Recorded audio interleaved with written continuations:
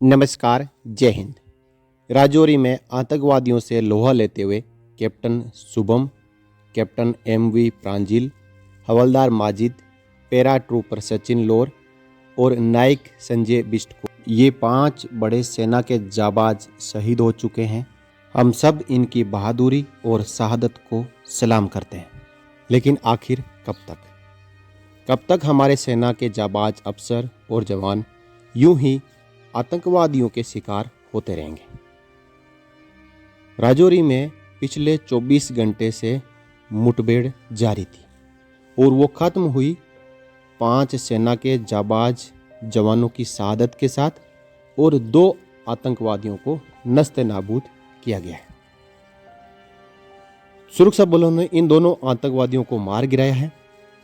सूत्रों के मुताबिक जो 5 हमारे सेना के जवान शहीद हुए हैं, इस घटना से कुछ ही दिन पहले हमारे ऐसे ही सेना के जाबाज अधिकारियों, जैसियों और जवानों ने अपनी जान गंवाई थी।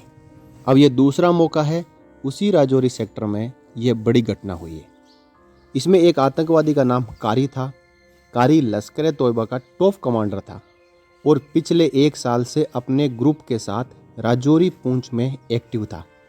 उसे डांगरी और कंडी हमलों का मास्टरमाइंड भी माना जाता है।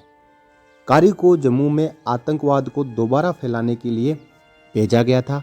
वे आईडी में स्पेशलिस्ट था और गुफाओं में छिपकर काम करने वाला ट्रेंड स्नाइपर भी रहा था। इसके बाद जब ये मुठभेड़ लगातार चली और जो हमारे सेना के जाबाज अधिकारी हैं वो वीर गति को प्राप्त हुए हैं, जिसमें 2 बड़े अधिकारी और 3 बड़े जवान। इन जवानों की शहादत आतंकवादियों की गोली से हुई है। तो इस आतंकवाद को कब खत्म किया जाएगा? क्या हमारे देश की सीमाएं महफूज नहीं है? क्या हमारे देश की सीमाओं में कोई भी घुस सकता है? क्योंकि उसी का कारण हो रहा है कि राजौरी में पाक प्रस्तावित आतंकवादी आते हैं और हमारी सेना को नुकसान पहुंचाते हैं। लेकिन ये जो नुकसान है ये दुगुना होता है। जहाँ 2 आतंकवादी आए हैं, उन्होंने हमारे सेना के 5 जाबाज सैनिकों को वीर गति को प्राप्त करवाया है। तो इस बात को लेकर अब हमारी सरकार और सेना को समझना चाहिए कि कुछ बड़ा करना चाहिए और बेवजह देश के सेनाओं के जवानों की शहादत को रोकने के लिए एक ही बार में पूरे आतंकवाद को जड़ से ख़त्म कर देना चाहिए। और जड़ मतलब आप सब समझते हैं। तो हम और आप एक बार फिर इन शहीदों को, वीरों को, बहादुरों को नमन करते हैं, जिन्होंने अपने देश की जमी को सुरक्षित रखने के लिए अपने प्राणों का सर्वोच्च बलिदान दिया है। हम उनके परिवार के साथ हैं।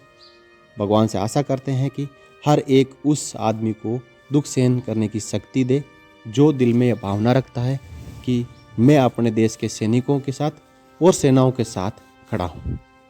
जय Hind. For more updates, subscribe to our channel and enjoy watching the videos.